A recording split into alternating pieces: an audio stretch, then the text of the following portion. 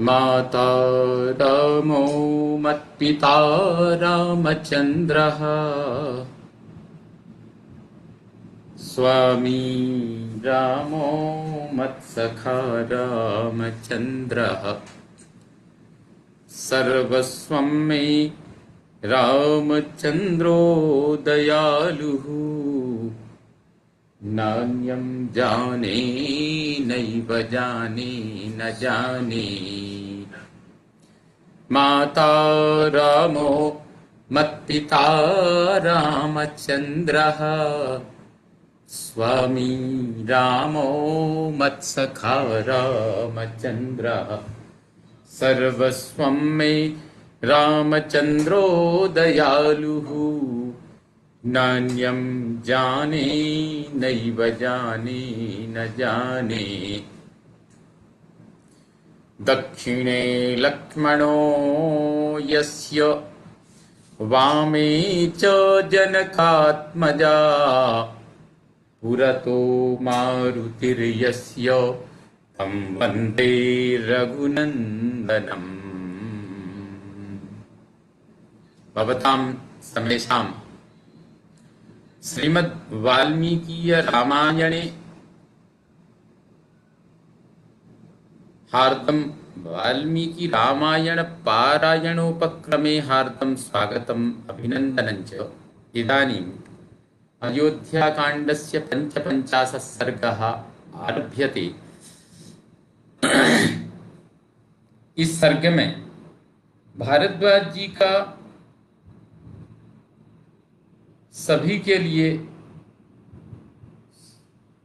स्वस्ति वाचन करके उन्हें चित्रकूट का मार्ग बताना, उन सबको अपने ही बनाए हुए बेड़े सा यमुना को पार कराना, सीता की यमुना और श्यामवट से प्रार्थना, तीनों का यमुना के किनारे के मार्ग से 1 कोस तक जाकर वन में घूमना फिरना, यमुना जी के समतल तट पर रात्रि में निवास करना, यह सब वर्णन इस सर्ग में किया गया है।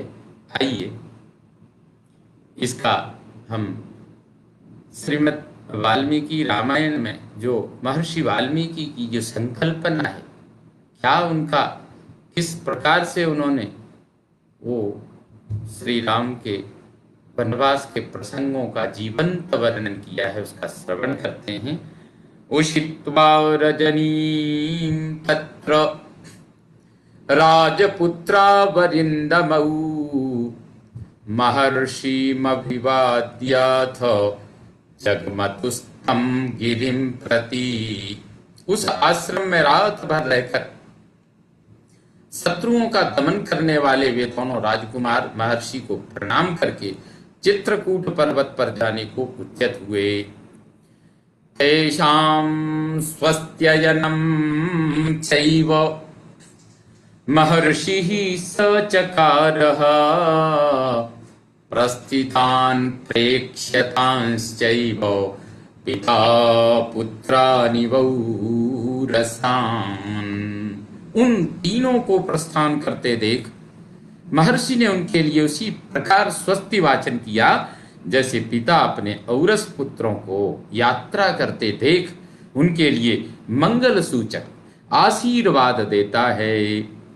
ततः प्रचक्रमे वक्तुम् वचनं स महामुनिः भारद्वाजो महातेजा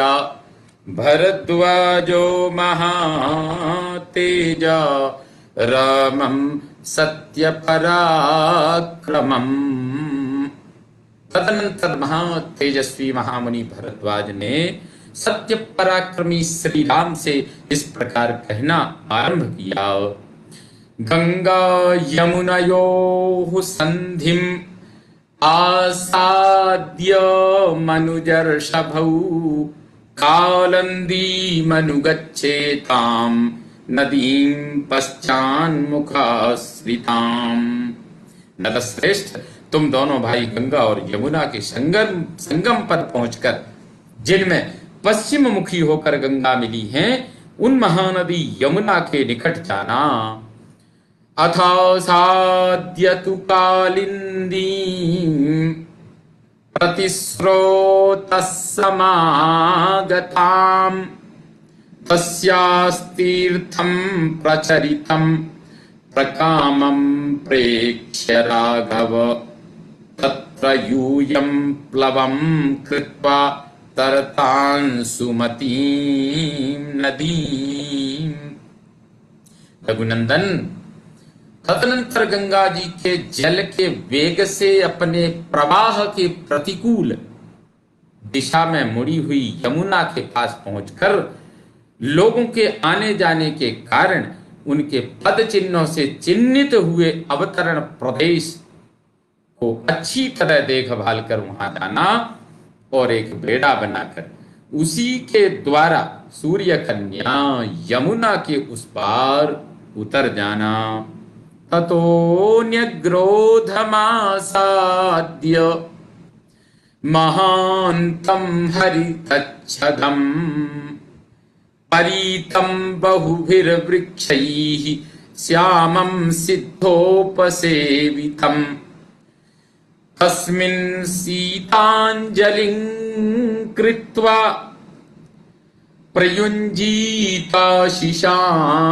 क्रियाम् समासाद्य तु तं वृक्षं वसेद्वातिक्रमेत वा।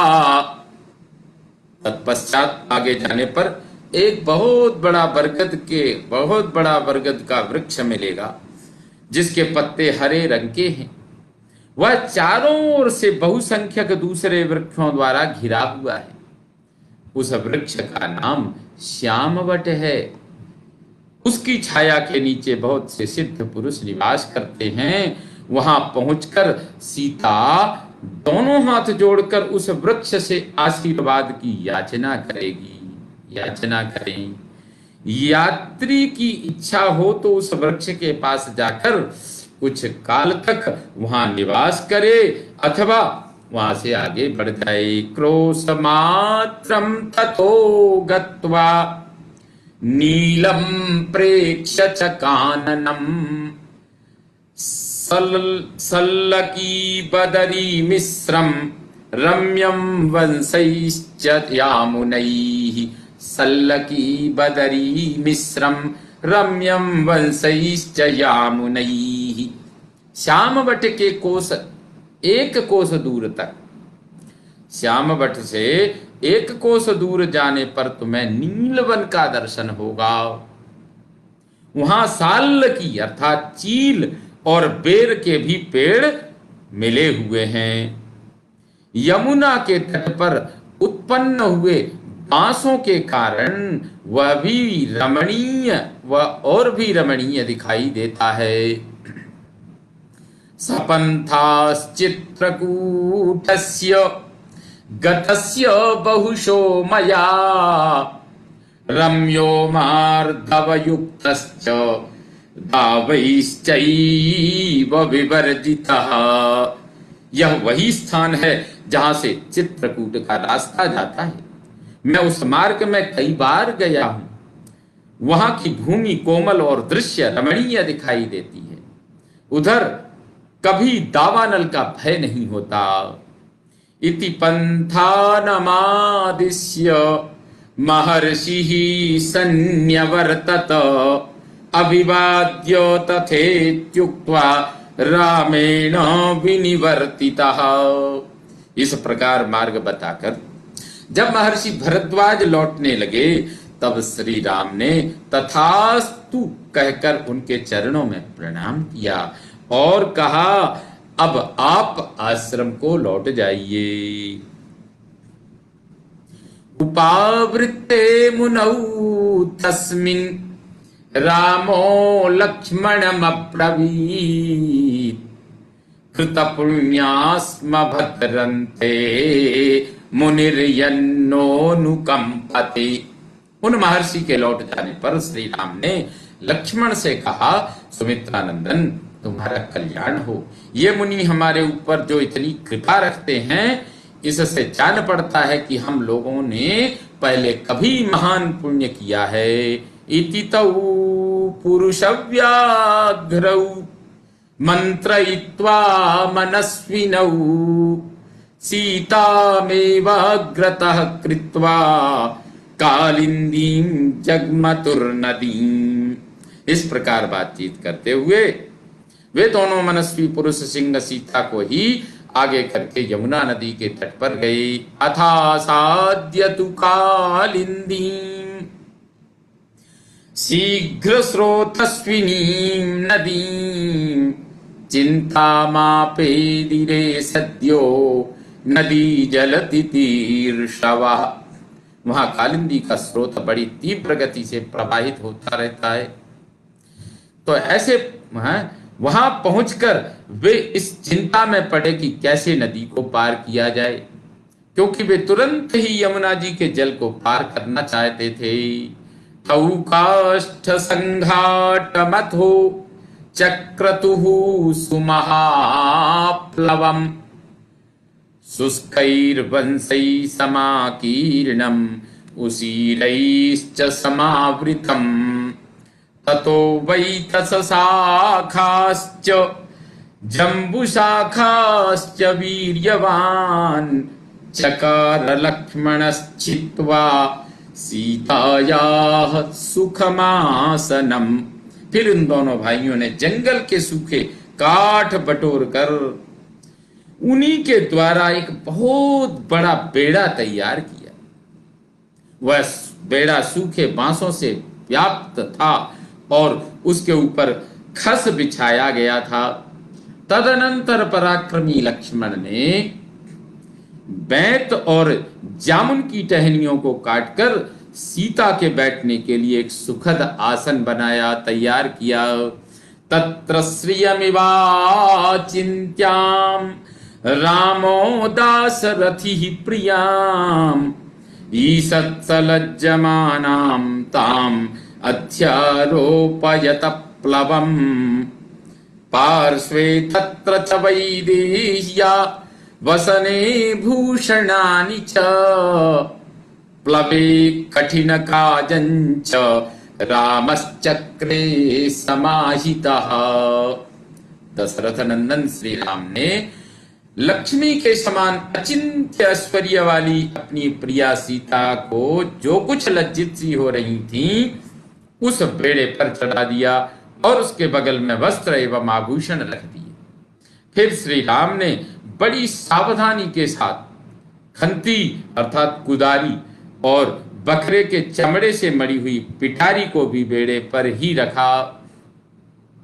आरोप्य सीतां प्रथमं संघाटं परिगृह्यतौ ततः प्रतेरतुर्यत्तौ प्रीतौ दशरथात्मजौ।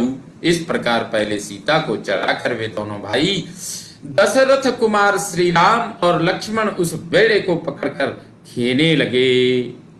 उन्होंने बड़े प्रयत्न और प्रसन्नता के साथ नदी को पार करना आरंभ किया। कालिंदी मध्यमायाता सीता त्वेनामवन्दत स्वस्ति देवी तरामि त्वां तारयेन्मे पतिर्व्रतम। यमुना की बीच धारा में आने पर सीता ने उन्हें प्रणाम किया और कहा, हे देवी, हे देवी, इस बेड़े द्वारा मैं आपके पार जा रही हूं। आप ऐसी कृपा करें जिससे हम लोग सकुशल पार हो जाएं और मेरे पतिदेव अपनी वनवास विषयक प्रतिज्ञा को निर्विघ्न पूर्ण करें।